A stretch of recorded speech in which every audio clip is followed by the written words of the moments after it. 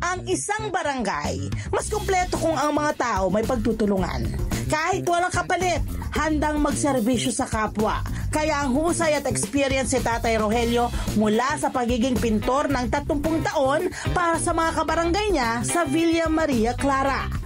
Pati paglilinis at pagtatanim, sagot na niya. Kahit na ano mangyari, malaking ginagawa ko sa barangay, gusto ko makatulong sa kanila. Masaya na ako pag nakatulong ko sa kanila. Tara na't samahan alamin ang kwento ng isang certified kabarangay.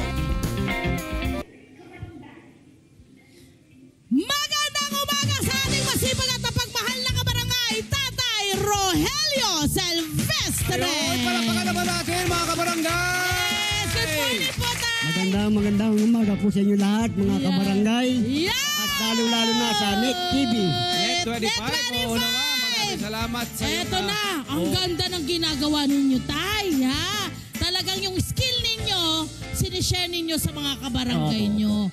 Paano kayo nag-decide na itong inyong natutunan, itong inyong mga, kumbaga na master na, ay sinishare nyo po sa inyong mga kabarangay? Kasi po, nangihinayang naman ako sa standby ko sa bahay namin na 1 hanggang 3 oras. Ibinigay ko na yung tulong ko sa barangay namin. Bakit ho kayo nag-decide na tumulong, maging parte ng pagiging maganda ng barangay? Ang ganda na ginagawa niya, nagtatanim, naglilinis, nagpipintura ng mga Parang side streets. ginawa niyang malaking garden niya yung Correct, kabarangay. yeah. Yung barangay. Ano po, kasi ang ginagawa ko sa amin, naka-standby lang ako. Ang gusto ko lang, makatulong na ako sa barangay namin. Oo. Na kung ano man ang kailangan namin po ng barangay, kailangan lang tulong ko, ibibigay ko sa kanila lahat. Kahit na walang sweldo, kahit ano pa man. Wow! Walang kapalit. Walang kapalit. Oo, diba? Ang galing. Ay, ano po ba ang inyong dating trabaho nung pong... Dati po ako nagpipintura ng sasakyan. Pintor po kayo. Oo. Gaano katagal ho kayong nagpipintor ng Umabot na ako sasakyan? ng mga 30 years ang aking pagpipintura. Ang tagal! Ang tagal din! Matagal po Ano talaga. yung mga, kumbaga natutunan nyo bilang nagpipintura po ng mga sasakyan? Yung inyong trabaho yun, ano yung naituro po sa inyo nung panahon na yun? Noon, nakapag-graduate ko yung mga anak ko. Tapos nakapagpagawa ko ng sarili kong bahay. At noon pa, hanggang doon na lang aking makakayanan kasi magpapahinga na ako. Dahil hindi ko na kaya. Ito ha, Hindi na ang kaya. kagandahan doon tayo, gusto rin naming malaman mula sa'yo, ano ba ang sikreto ng pagtagal mo sa kumpanyang iyong kinabilangan? Kasi hindi ganun lahat ng mga empleyado, diba? Yung nagtatagal lang ganun katagal, ano yung sikreto? Kasi ang magiging sikreto ko naman po, minahal ko yung mga customer ko at minahal ko rin yung mga kasama ko sa trabaho. Minahal niya ang trabaho, ang mga taong, mga kliyente niya. Correct. At ito po, tinigilan niyo na po ang pagpipinta ng kotse. Tinigil ko na kasi nahihirapan na ako. Nahirapan na. Ayun po yun. Ilan taon po kayo ngayong volunteer na rito sa atin, sa barangay? Hindi ko lang po matila kasi hindi ko na matandaan. Sa dami ng taon na. Opo. Ano po ang araw nyo po sa isang, ano po ang kamada nyo sa isang araw? Paano po nag-umpisa ang araw nyo? Mayroon pa kayong isang particular na alam nyo lilinisin na agad? Ano pong kamada? Meron. Kasi pag araw ng Biyernes, nagkakaroon po kami ng clean-up drive. Naglilinis kami ng sidewalk. Okay. Tapos nagpipintura ako ng no parking sign. Yes. Street sign, naka-sidewalk. Oo. Meron pong Alaga mo yung mga yun lahat. Tinutulungan ko rin po yung mga kasama Nakita ko. namin nagtatanim din kayo. Opo, Ano yung opo. mga itinatanim nyo? Okra. Yeah! Okra. Naku, Malaking alam mo. factor yung okra. Mapalad ang barangay Villa Maria Clara dahil narito po kayo. Ano po? Meron po kayong kasama? Meron po may kasama ko. Mga volunteer. Hindi. Ako lang po mag-isa di sa volunteer. Ikaw lang. At sa okra, yung okra na ito na mga itinatanim mo, ito ay libre para sa mga kabarangay para sa mo. barangay namin. Grabe, iba ka rin. Kumusta kalusugan nyo naman ngayon, Tay? Sa akin naman medyo nahihirapan na rin Oo, kaya chill, dahan-dahan lang dahan-dahan din. na lang. Yeah, kung ano lang yung makakayanan nyo, yun yung ginagawa po Yun. ninyo. Kung ano Okay. kaya kong trabaho, hanggang doon na lang ako. Yeah. Hindi ko na prepare yung sarili ko. Ayun! Dahil mahal ang hospital. Tama. Kanina tinanong natin siya, di ba, Legit kung yun. bakit niya naisipan mag-volunteer. Kasi nga, di ba, ito ay talagang gusto niyong, dahil wala naman kayong ginagawa sa Wala bahay. naman ginagawa sa Kaysa bahay. nakatenga kayo sa bahay. nakatenga. Oo. In short kasi, my friend, parang sanay siya na productive active siya. Ayaw niya na hindi siya Ayoko na standby. Iyan. Oo, yung sabi nga niya Ano, kanina. palakas nga. Ayoko na mag-standby. Gusto ko makatulong ko sa barangay namin. Ay, ganda. Ayan, dapat tularan. Louder. Kaya nga, ito nga ang tanong ko sa kanya, sa maraming taong nga ito, pinili niya mag-volunteer. Ano po ang nakukuha niyo ba ang satisfaction o Ano pakiramdam? ang balik sa inyo? Anong Kasi balik sa sabi inyo? nyo nga sa amin, libre to, walang ibinabayad sa inyo, hindi ba?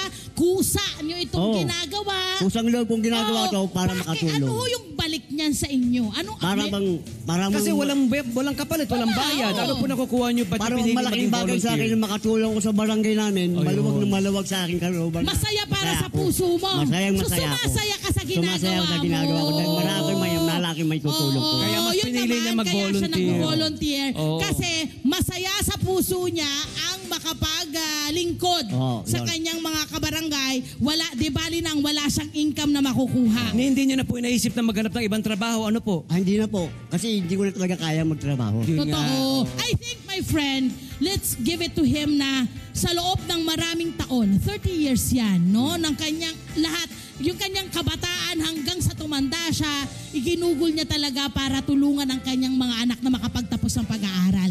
At nakapagtapos ang mga anak Nakapagtapos mo. lahat po. At yun ang tanging parang Yun. goal mo. Yun. Nagawa mo na yung goal mo, it's time na magpahinga ka na. Oo, tama na. Anong pakiramdam na finally napagtapos mo yung mga anak mo at nakakapagpahinga ka ngayon at ano ang reaksyon ng mga anak mo? Masaya ako at masaya rin sila at nakatapos sila. Yes. Ganun. Gusto ko rin malaman tayo mula sa inyo kasi hindi lahat ng ama ay responsable. Ha? Oh. Ano ho ang masasabi nyo sa mga tatay out there, yung mga kabarangay natin na nanonood at nakikinig ngayon? Masasabi ko lang sa kanila, kung ano man ang kaya niyong gawin para sa barangay natin. At sa mga anak, bilang tatay, bilang Bilang tatay na kagaya ko, Mm. kung ano makakaya niyo, may tulong sa ating barangay, gawin niyo na, huwag niyo na kayo magpatulong-tulong, patururo ka. Oo, kumusa kayo. Umusang palo kayo. Ano ba ang inyong plano sa pag-volunteer? Gusto niyo bang, nakita niyo bang itutuloy niyo to hanggang kayo magretiro? May source of income pa po ba kayo ibang pinagkukunan ng kita? Kung minsan po, meron tumatawag sa akin mga customer na tinatanggihan ko naman sila pagkabuuan, hindi ko na kaya magtrabaho. Oo. Ang kaya ko lang ang mag-retoke na lang. Oo. Yun. Hanggang doon lang ang kaya ko. Pero pag Tama. pupresahin mo ko sa buuan, pasensya na, pagawa nyo na sa iba. Alam mo my friend kung bakit hindi na rin siya ganun ka sobrang parang kailangan Hindi gawin ko. to. Kasi napagtapos na niya yung mga anak niya eh. Tama, Yung may kanyang pundar na gustong siya. mangyari, okay na siya. Kaya tama yung ginagawa niyo na dapat chill-chill na lang. Opo, yun. Dapat i-enjoy na niya ngayon ang kanyang buhay. Oo. Diba? Hanggang kailan mo po nakikita itong pag-volunteer niyo po? May plano po ba kayo magretiro? Ay hindi naman, hanggang sa kaya ko pa. Hanggang kaya pa. Hanggat kaya, Hanggat mag-volunteer, kaya, magtatanim, magbo-volunteer, magpipintura, lahat gagawin niyo Lahat, pa rin. Napakahusay, hindi ba? At ano ang mga nagiging, kumbaga, comment ng inyong mga kabarangay dito sa ginagawa ninyo? Anong sinasabi nila sa Ang inyo? mga sinasabi nila sa akin is, napakaganda ng galaw mo. Nakakatulong ka sa ating barangay. At higit sa lahat, sa mga kaibigan ko. Yes! Totoo yan. At sana dumami pa yung mga kagaya ni tatay na nagvo-volunteer para po sa barangay. Ano pa po ba ang mga pinaplano ng ating barangay na sinasabing kailangan involved ka, kasama ka, na gusto niyo pang gawin? Kung isasama ko, pwede akong sumama na sa kanila. Oo. Hindi ako tatanggi. Oo. Kung kaya ko lang. Pero pag hindi ko kaya, sasabihin ko naman na hindi ko kaya. Tama naman. Alam mo, ang natuturo din sa atin ni tatay, dapat matuto rin tayong mag-say no. Pag hindi na natin kaya, Hindi ko na matutunan nating mag-no. Oo, makinig sa ating katawan, sa sinasabi ng katawan kasi natin. kailangan talaga, chine-check mo rin ang iyong kalusugan. Kasi paano na lang kung inabuso mo na pala ng husto, hindi ka na magiging volunteer, hindi ka na Hindi na, makakatulong wala na. pagka ganoon. Diba? Ayan. Oh, tatay, hikayatin mo na yung mga kabarangay natin mag-volunteer na rin, katulad mo. Kaya sa akin, mga mga kabarangay, hindi naman ako namimilit sa inyo. Pusang loob niyong gugustuhin ito kung gusto niyo makatulong sa ating barangay. Ayan. Oo. Alam mo, isa siyang magandang ehemplo, hindi lamang sa mga kabarangay natin, nagmumula sa bahay, nagumpisa sa bahay, sa kanyang mga anak at mga apo. Correct. Hindi totoo. ba?